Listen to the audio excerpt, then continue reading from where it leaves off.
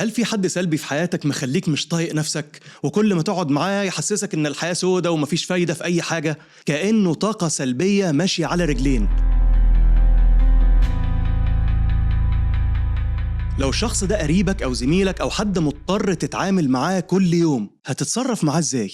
واضح انها مشكلة عامة، لان ده اكتر سؤال بيجيلي، اتصرف ازاي مع السلبيين اللي موجودين في حياتي؟ خلي بالك، الشخص السلبي ده ممكن ما يبقاش عارف أصلاً إنه سلبي، ولا مدرك التأثير المدمر اللي بيسيبه حواليه. مش عارف إن دماغه مظبوطة على السلبيات، فكل اللي بيشوفه أو يفكر فيه سلبي. يجي يهزر، يحكي عن مشكلة حصلت له، يقعد في مكان عينه تيجي على العيوب اللي فيه. طبيعي إن الواحد يفضفض، لكن مش طبيعي إن يبقى كل كلامه فضفضة. لما تكون قاعد مع ناس بيحبوك، اسأل نفسك، هل الحاجة اللي بقولها دي سلبية ولا إيجابية؟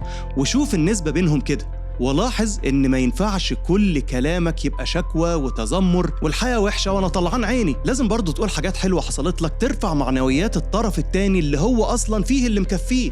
لأنك لو بتدور على صاحب كويس، لازم أنت نفسك تكون صاحب كويس. ده غير إنك لما تفضل تحكي عن نفسك كضحية، فأنت بتثبتها في اللاوعي بتاعك، فتبقى جزء من طريقة تفكيرك، ويحصل لك حاجة بنسميها التحيز التأكيدي confirmation bias، اللي هي مخك بيبتدي يفسر كل حاجة بتحصل لك على أساس إنك مظلوم ومكسور ومنحوس. فالحاجات دي هتحصل لك أكتر لأنك بتواجه الحياة وأنت مقرر أساساً إنك مهزوم من أولها. فحاول تساعد صاحبك السلبي ده إنه يتخلص من هذه العقلية بإنه يفكر في الحلول مش في المشكلة. تسأله مثلاً إيه اللي في إيدك تقدر تغيره؟ طب إيه الخطوة الجاية اللي ممكن تتعمل؟ طب مين ممكن يساعدك في الموقف ده؟ الأسئلة اللي زي دي مهمة عشان بتخليه يحكي القصة كفاعل مش كمفعول بيه. فأنت مبدئياً كده محتاج تلفت نظره وتحاول تساعده. لكن ماذا لو الموضوع زاد عن الحد وما بقيتش قادر تستحمل؟ مهم تتعاطف مع صاحبك، لكن مهم برضو إنك ما تتعبش نفسياً. فإزاي تقدر تعمل ده؟ في كذا طريقة، منها إنك تحط مسافة نفسية بينك وبين مصدر التوتر، ودي حاجة بنسميها psychological distancing. يعني إيه الكلام ده؟ يعني تحط أي حاجز نفسي بينك وبينه. تخيل مثلاً إنك مش جزء من الموقف لكن بتشوفه من بعيد، أو اعتبر إنك بتتفرج عليه كأنه شخصية سلبية في فيلم وشوف بيمثل حلو ولا لأ. أو حتى تخيل إن في لوح إزاز بيحميك من السلبية اللي طالعة منه دي. أو تركز في تفاصيل تشتتك، تسريحة شعره، طريقة كلامه، أو أي تفصيلة كده تخليك بتسمعه فعلا لكن مش متورط عاطفيا في الكلام اللي بيقوله. الانفصال العاطفي ده بيخليك ما تاخدش كلامه على محمل الجد، فما تتأثرش بيه قوي. في طريقة تانية، إنك تجادل الأفكار السلبية اللي بيقولها دي جوه دماغك. يعني لما يقول مثلا مفيش فايدة، بدل ما تصدقه قول لنفسك إن دي رؤيته هو للحياة مش الحياة الفعلية، أو الحمد لله الذي عافانا من الأدمغة اللي زي دي، أو إيه اللي ممكن أتعلمه لو كنت في الموقف ده مكانه.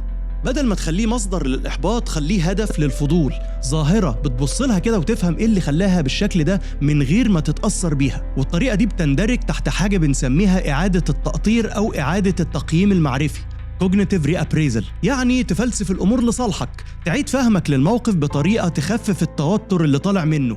ودي مهارة مفيدة عموما للصحة النفسية حسب الدراسة دي.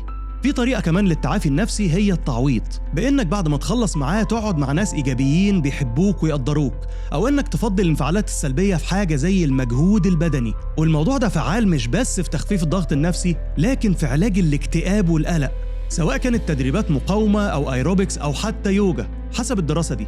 والسبب هو إن الرياضة بتغير الكيمياء بتاعة المخ بطريقة بتحسن المزاج العام، وممارستها بشكل منتظم في الجيم مثلا أو في رياضة جماعية بيخليك تتعرف على ناس إيجابيين، وده بيحسن صحتك النفسية. وممكن كمان تعمل الحاجات اللي بتحبها، أي حاجة، تتفرج على فيلم بتحبه، ترسم، تعزف، تزور صحابك، أو حتى تروح تقعد في حتة بتحس فيها إنك مرتاح. الحاجات البسيطة دي بتزود المشاعر الإيجابية، وكل ما تزود المشاعر الإيجابية بيقل التأثير الفسيولوجي للمشاعر السلبية. يعني الانبساط مش رفاهية، لكنه بيشحن بطاريتك النفسية اللي بتفضيها السلبيات والضغوط.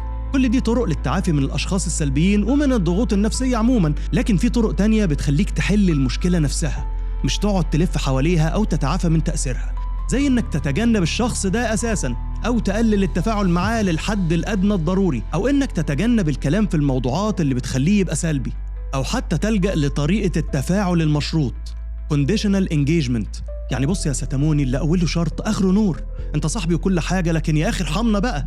ايه الحاجة اللي ممكن نعملها لك عشان تبطل تحبطنا كده؟ لو لقيت انه رافض الحلول ومعتبر ان الشكوى والتذمر هي دفاعاته النفسية الوحيدة، من حقك تتجنبه تدريجيا لو الموضوع هيأثر على حالتك النفسية. لكن طبعا لو الشخص ده مضطر تتعامل معاه زي انه يكون احد الوالدين او شريك الحياة او احد الابناء مثلا، ومزودها اكتر من اللازم وتعب نفسه وتعبك معاه، فالثيرابي حل مناسب جدا، سواء ليك عشان تتعافى من تأثيره أو عشانه هو نفسه، لأن احتمال السلبية اللي هو فيها دي تكون عرض لحاجة تانية.